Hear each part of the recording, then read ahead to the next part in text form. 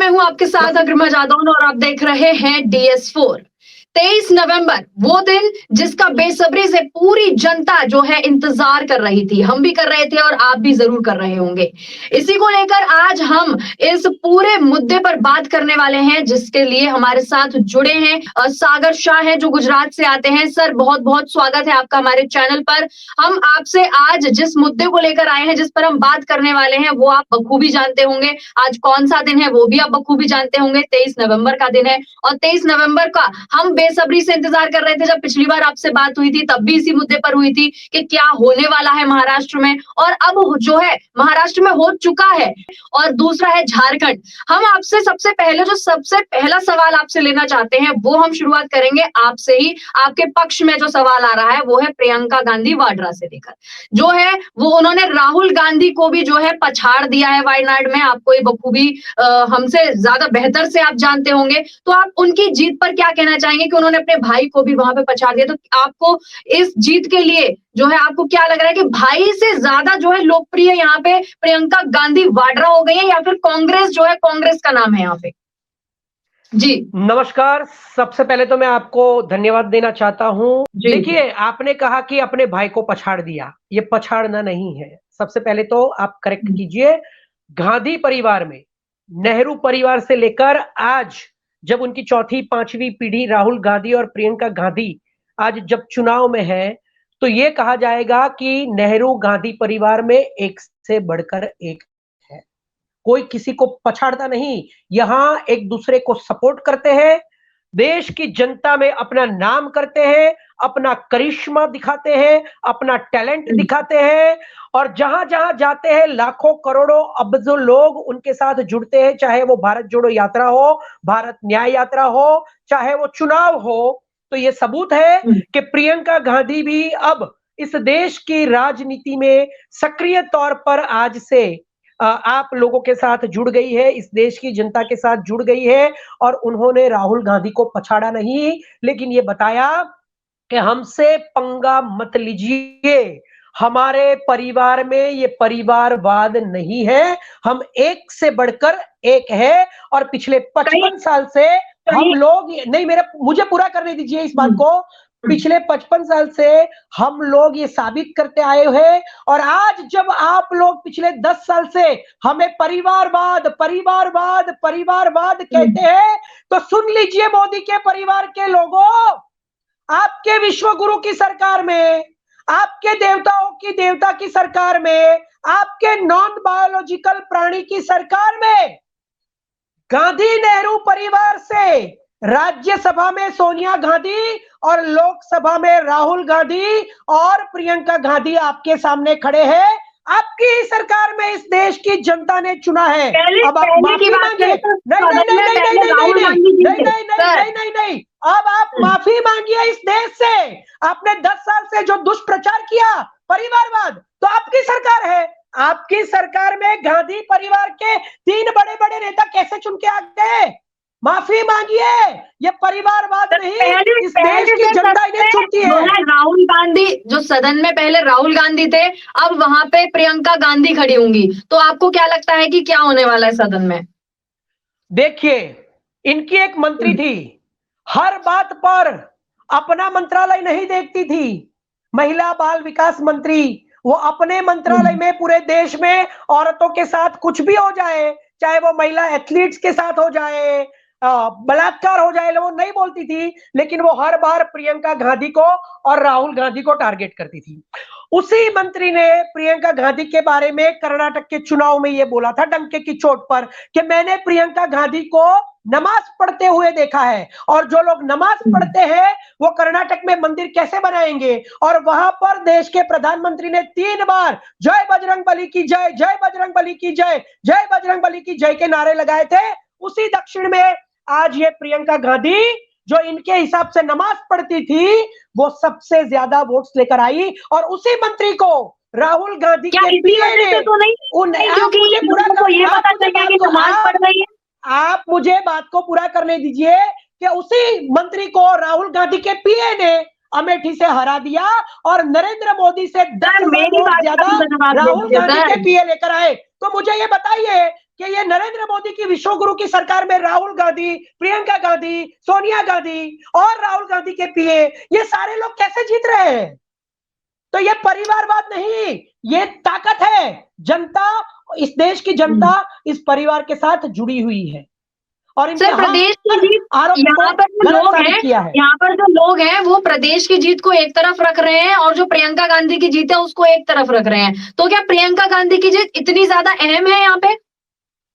बिल्कुल, क्योंकि जो लोग कहते थे कि ये परिवारवाद का परिवार है, वो ये इनके मुंह पे एक थप्पड़ मारा है कि अगर आपकी सरकार है, आप हमें इटली भेजने वाले थे 10 साल में, आप हमें बार-बार कहते थे कि हम बेल पर हैं, आप हमें जेल में डालने वाले थे, अब आपके नंबर 1 उद्योगपति अदानी के ऊपर अमेरिका में वारंट जारी हो गया है। ऐसा ना हो कि आपके अदानी वहां अमेरिका की जेल में चले जाए, है ना? तो पहले बोलने से पहले आपको अडानी से इतनी जो है दिक्कत क्यों है? आप तो खुद गुजरात से आते हैं, गुजराती भाई भाई होते हैं, मैंने तो सुना है।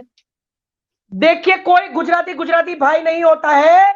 न्याय की बात होती है, सत्य की बात होती है। जब बात सत्य की हो तो जाति और धर्म नहीं देखा जाता है, स्टेट नहीं देखा जाता है। मैं एक सेक्युलर हूं, सर्वधर्म समान में मानता हूं। मेरे लिए कोई शाह, कोई गुजराती मायने नहीं रखता है। मेरे लिए मायने सिर्फ सत्य रखता है, जो राष्ट्रपिता महात्मा गांधी ने सिखाया कांग्रेस को, इस देश को। जो राहुल गांधी जिसके लिए लड़ रहे हैं वो सत्य के लिए। तो हम कांग्रेसी है और इस देश की सबसे पुरानी पार्टी के वो मेंबर है जिन्होंने 200 साल राज करने वाले को यहां से खदेड़ कर भगाया था। अदानी से हमें कोई दिक्कत नहीं है, हमारे राज्यों की सरकार में भी अदानी काम करते हैं। लेकिन जब अदानी पर इंटरनेशनल लेवल पर आरोप लगे हैं, इंटरनेशनल लेवल की कोर्ट्स और वहां की सेंसेक्स को जो मेंटेन करते हैं, वो अगर इस देश के प्रधानमंत्री के सबसे चहेते उद्योगपति पर आरोप लगाते हैं, तो उनकी जांच भारत में क्यों नहीं हो रही है?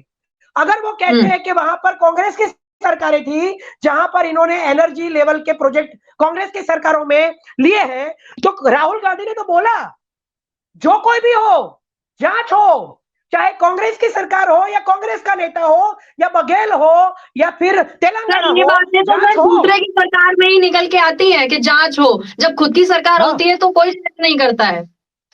देखिए, कौन सी खुद की सरकारों में जांच नहीं हुई, आप मुझे पहले बता दीजिए। जहां जहां पर कांग्रेस की सरकारों में आरोप लगे थे, इन्हीं लोगों ने लगाए थे कोयला के ऊपर, 2G स्पेक्ट्रम के ऊपर। आप मुझे बताइए, ये लोग जो मनमोहन सिंह पर आरोप लगाकर आए थे, कैग के वो विजय भाई थे, उनको लेकर आए थे कि इन्होंने पूरे कैग का ऑडिट किया है और कांग्रेस ने गफले किए हैं। तो 10 साल की सरकारों में इन्होंने कांग्रेस के ऊपर लगे हुए 2 बड़े-बड़े गफले जो आरोप लगाए थे 2G स्पेक्ट्रम के और कोयले के, उसमें किसकी जांच हुई, किसकी तफ्तीश हुई, किसको सजा मिली? अगर कांग्रेस ने वो गफले किए थे तो सरकार तो आपकी है, तो क्यों नहीं जांच करवाते? करवाइए ना। आप कहते हैं कि ये दोनों बेल पर हैं, तो डाल दीजिए। तो राहुल जी तो अडानी का ही रट लगा रहे थे, लेकिन अब कहाँ है? क्यों भाई? हिंडनबर्ग के रिपोर्ट से लेकर आज तक अदानी पर जो आरोप लगे हैं, सेबी की माधवी बुच ने सारे हवाले मेंटेन किए हैं और अदानी को बार बार बचाया है, उसके ऊपर वारंट जारी हो गया है। आप सोचिए कि आरोप लग चुके हैं और इंटरनेशनल लेवल पे आरोप लग चुके हैं। तो देश के अंदर नरेंद्र मोदी की सरकार में जब खुद कांग्रेस कह रही है कि जांच हो, चाहे कांग्रेस के नेता भी इसके अंदर है, इन्वॉल्व है, कांग्रेस के नेताओं ने करप्शन किया है, तो भी जांच हो। तो जब विपक्ष के नेता का काम है सत्य को बाहर लाना, विपक्ष के नेता आवाज लगा रहे हैं कि जांच होनी चाहिए, चाहे कांग्रेस की सरकार उसमें इन्वॉल्व है तो उसको भी सजा मिले, तो देश के प्रधानमंत्री इंटरनेशनल लेवल के ऊपर जिनके ऊपर वारंट जारी हुआ है, उसकी जांच क्यों नहीं हो रही है? कांग्रेस के ऊपर जो आरोप लगे थे उसकी जांच क्यों नहीं हो रही है? 2G स्पेक्ट्रम में क्यों किसी को सजा नहीं मिली? कोयले में क्यों किसी को सजा नहीं मिली? दिलवाइए ना, आपकी सरकार है, कौन रोक रहा है? ईडी आपकी, इनकम टैक्स आपका, सारे डिपार्टमेंट आपको, आपके चुनाव आयोग आपका। आपने देखा नहीं उत्तर प्रदेश में क्या हुआ? उत्तर प्रदेश में सिर्फ 9 उपचुनाव थे, उसे जीतने के लिए जब लोग वोटिंग करने आ रहे थे, मुसलमान की महिला और बच्चों को पुलिस प्रशासन ने बंदूक दिखाई, उसका वीडियो वायरल है कि नहीं है? महाराष्ट्र के अंदर आपने देखा कि तावड़े जी रेड हैंडेड पकड़े गए होटल के अंदर, करोड़ों रुपए उनके पास थे और 15 करोड़ की डायरी थी उनके पास जिसके अंदर हिसाब का लेन देन था। अरे देखिए, महाराष्ट्र के जो नेताजी है महाविकास आघाड़ी के, राउत जी ने खुद स्टेटमेंट दिया है कि ये भारतीय जनता पार्टी का माइक्रो मैनेजमेंट नहीं, ये मैन्युपुलेशन है। विश्व गुरु हमारे प्रधानमंत्री नरेंद्र मोदी ने जिसके लिए अमेरिका में नारे लगाए थे, अब की बार ट्रंप सरकार, उनके चहीते एलन मस्क ने पूरे विश्व के अंदर डंके की चोट पर कहा कि अमेरिका के एडवांस ईवीएम भी हैक हो सकते हैं। जब इतने सारे सबूत बड़े बड़े लोग जिन्हें मोदी जी खुद सपोर्ट करते हैं वो बोलते हैं, तो कम से कम भारत में एक जांच तो लगा दीजिए। देश की सुप्रीम कोर्ट ने कहा कि आपकी मैंने आपको पहले बताया कि एक चोर हर गली का चोर नहीं होता है, एक क्रिमिनल हर गली का क्रिमिनल नहीं होता है। अगर इनकी लहर थी, अगर इनकी सरकार जीत रही है, अगर मोदी की लहर है, तो 2 साल से महाराष्ट्र में डबल इंजन की सरकार थी, तो वहां पर नगर निगम के चुनाव क्यों नहीं हुए? वहां पर म्युनिसिपैलिटी के चुनाव क्यों नहीं हुए? वहां जिला पंचायत के चुनाव क्यों नहीं है? किस बात का डर लग रहा है? अजित पवार इनके सहयोगी हैं। इन्होंने कहा कि 2019 में महाराष्ट्र की सरकार गिराई गई जिसमें अदानी बैठे थे। अब ये तो उनके नेता बोल रहे हैं मैडम, ये तो उनके नेता बोल रहे हैं, है ना? ऐसा तो कांग्रेस के भी काफी नेता बोलते हैं। अरे भाई, तो फिर आप मानने के लिए तैयार ही नहीं है, जांच करवाने के लिए तैयार ही नहीं है। आरोप लग रहे हैं तब भी जांच होनी चाहिए। आपको पता है, अगर कोई आरोप कर रहा है कि मैडम ने चोरी की है, तो मैडम की जांच होनी चाहिए। आरोप भी तो आरोप लगते हैं तो उसकी जांच होती है मैडम। फिर बाद में निर्दोष है कि नहीं निर्दोष है वो बाद में तय होता है। जब इनके सहयोगी खुद बोल रहे हैं कि चोरी की है, 2019 की सरकार तोड़ी है। गुजरात में सूरत की सीट नहीं तोड़ी थी लोकसभा में, मध्य प्रदेश में 2 सीटें नहीं तोड़ी थी लोकसभा में, ओडिशा में लोकसभा की सीट नहीं तोड़ी थी। उनको मैंडेट मिल गया था, वो प्रचार कर रहे थे, उसके बाद उन्होंने वापस ले लिया। कैसे ले लिया? क्यों भाई? कोई जब उसको टिकट मिल जाती है, इंसान को उसको मैंडेट मिल जाता है, वो प्रचार कर रहा है, उसके बाद वो कहता है कि मैं छोड़ रहा हूं। कौन डरा रहा है? किसका डर है? 3 लोगों के, हिंदुओं के। आप मुझे पूरा तो करने दीजिए मैडम। ये 3 लोग जो हिंदू पार्टी है, ये 3 लोग जो हिंदू पार्टी है, इनके सारे वोट 50 में सिमट गए।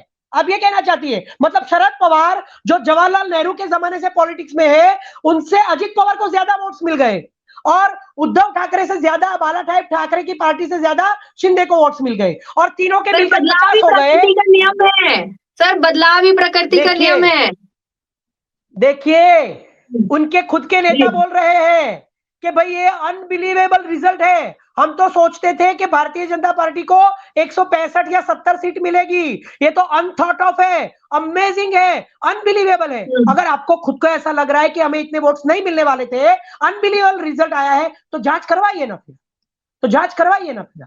आपको खुद को अच्छा सर, एक बात बताइए, अगर आपके किसी एग्जाम में ज्यादा नंबर आ जाए, आप जांच करवाएंगे क्या कि मेरे ज्यादा नंबर कैसे आ गए? बिल्कुल मुझे पता चलेगा कि मैंने पेपर में क्या लिखा था, मुझे कितने मार्क्स आने चाहिए और कितने आए हैं। जांच करना और ना करना ये इंडिविजुअल जो व्यक्ति होता है ना, उसके चरित्र के ऊपर निर्भर होता है। इनका चरित्र नहीं है, इनको अगर ज्यादा मिल जाए तो ये नहीं करवाएंगे जांच।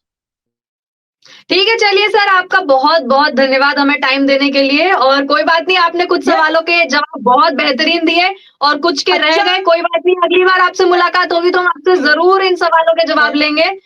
लेकिन इस समय जो है हमारा समय खत्म हो गया है, तो आपका बहुत बहुत धन्यवाद DS4 के साथ जुड़ने के लिए सर।